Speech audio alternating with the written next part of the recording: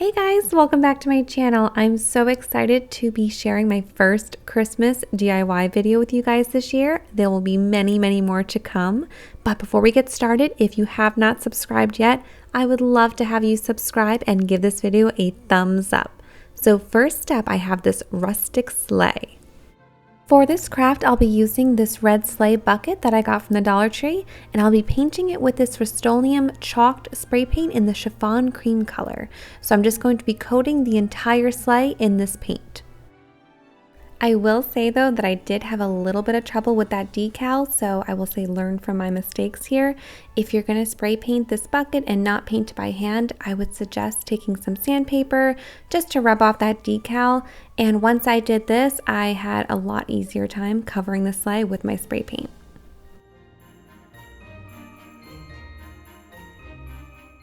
When my sleigh was all dry, I decided to take this burnt ember paint that I had, and I'm just going to be doing a bit of dry brushing across the entire sleigh. So just going in with a very light hand and kind of just making sure I get those details of the sleigh and just kind of giving it a bit of a worn look. In the areas where I put a little too much paint, I just took a damp paper towel and just rubbed it off.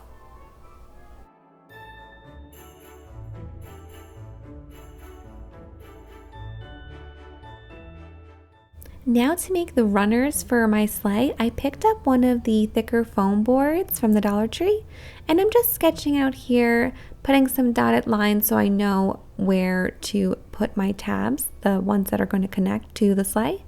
So you'll see here, I'm just sketching it out, and the most important thing you'll see when I'm all done kind of making my rough sketch is those two tabs that I made at the top. Those are the parts that we're going to be hot gluing to the sleigh. Those have to be pretty level with each other so that the sleigh will sit level on a table. So you'll see that I do make some final adjustments right before I cut it out.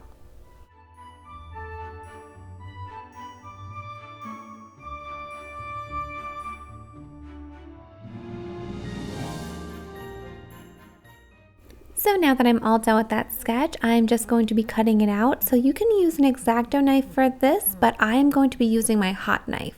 So I love my hot knife. I've used this for years to carve out plastic pumpkins, and it really does work really great on a foam board. But if you don't have one and you do not want to invest in one, that is totally okay. You can just cut it out by hand very carefully. And to paint those runners, I'm just going to be using that same dark brown burnt umber color. And when you're painting the foam board, you just want to be careful because you don't want it to warp. So to do this, I'm just painting it very lightly, and I'm using a bit of a thicker paint. You don't want to use anything that is too watery. After the brown paint had a chance to dry, I just went in with this metallic light gray color to kind of give it a bit of a metal appearance and just to break up some of the brown to give it a bit more dimension.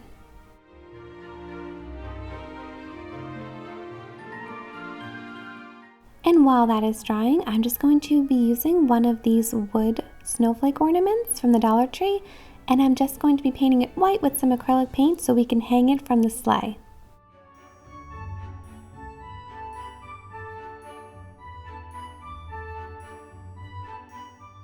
Now I'm just going to be taking a small piece of twine, and I'm going to be stringing that ornament so we can hang it from our sleigh.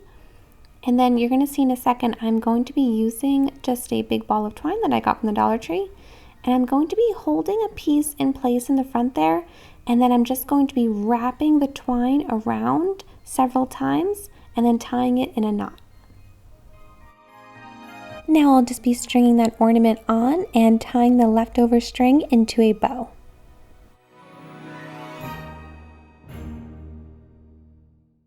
Now to make sure that this rope does not move, I'm just going to be putting a little bead of hot glue in the front here and pushing the twine down into it, and then also doing the same thing on the back.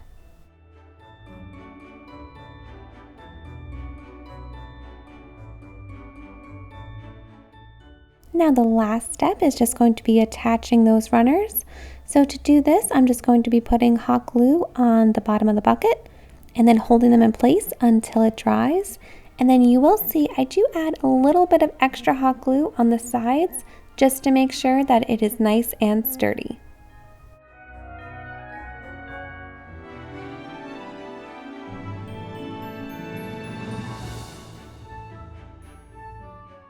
And this is our finished sleigh. I just filled mine with some presents, but this would be the perfect DIY to make for somebody and then fill it with a little gift or a little candle, and it would just make the perfect present. Up next is this candy cane vase. To make this candy cane vase, I picked up one of the larger glass vases from the Dollar Tree, and I'm just going to be using some blue painter's tape to make diagonal lines all the way down the vase. So you'll see here, I just cut a long strip off and I'm just making sure to press super firmly because I don't want that paint to bleed through. And then I'm just going to be leaving a little bit of a gap and then putting another stripe diagonally, and I'm just going to do this around the entire vase.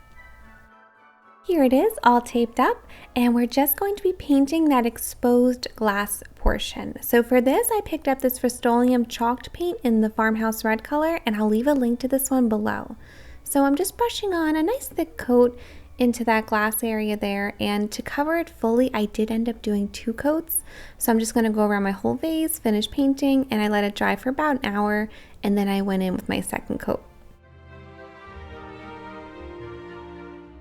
Here is the vase all dried, and it has a really beautiful chalked appearance to it. So now I'm just going to very, very carefully peel off that blue painter's tape. I don't want to pull any of my red paint off. And you'll see that it did do a pretty good job of keeping the lines really crisp, but there were a couple spots where the paint did leak through, and I'm going to show you how I removed that. So the chalk paint is pretty easy to scrub off. So I just took a razor and do this very, very carefully. Just scrape off those little edges where the paint kind of seeped through a little bit and clean up any lines where it's not perfectly straight. Here is our vase all done, and I'm going to show you a little hack that I have to give it that real candy cane appearance.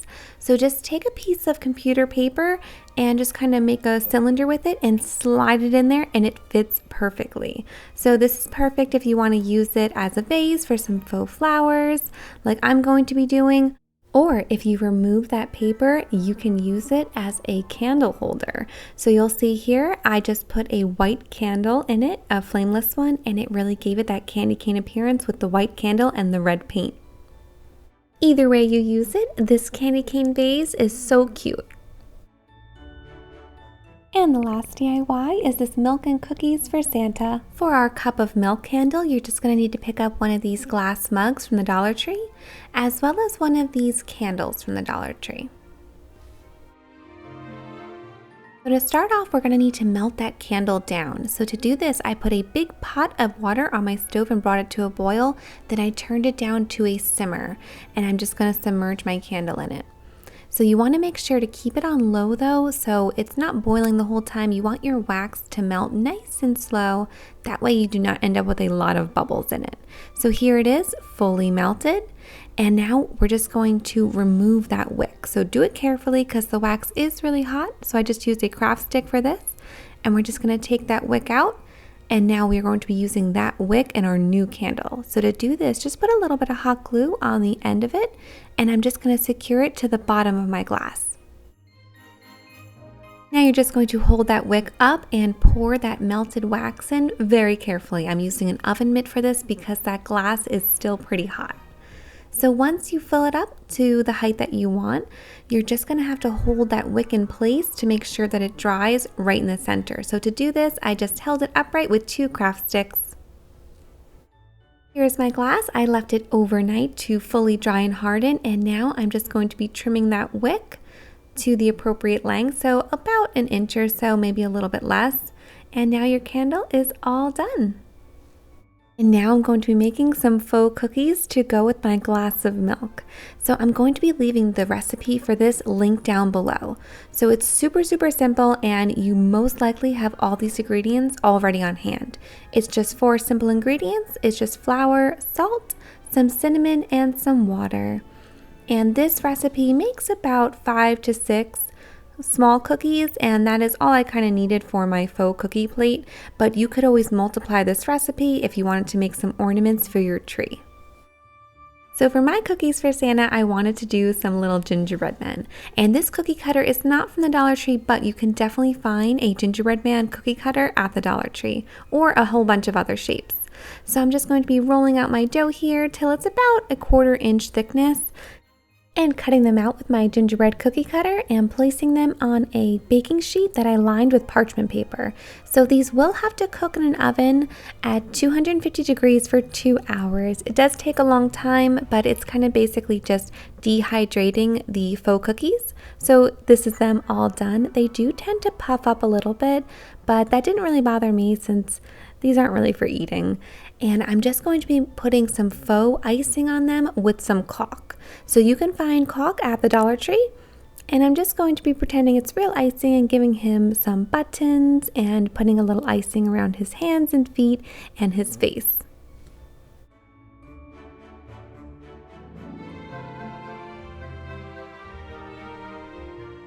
I did go ahead and make some faux candy with some clay, and I'm just going to be using that as some red buttons for the gingerbread men, and I did make them some mini candy canes too. So once that caulk is all dry, I am just going to go ahead and hot glue those into their hands. Here's everything all done. I did go ahead and add this little ribbon to the glass of milk, and you can find that ribbon at the Dollar Tree, as well as this Cookies for Santa plate. How adorable is that? So I just really love the look of this and how cute. You can leave it out all December, and it's just the sweetest little thing. I hope you guys enjoyed these Dollar Tree Christmas DIYs, and if you did, please do not forget to subscribe and make sure you hit that notification bell, because I will definitely be putting out a lot more Christmas DIYs very soon. And leave me a comment down below which one of these DIYs was your favorite. I would definitely say mine was the sleigh.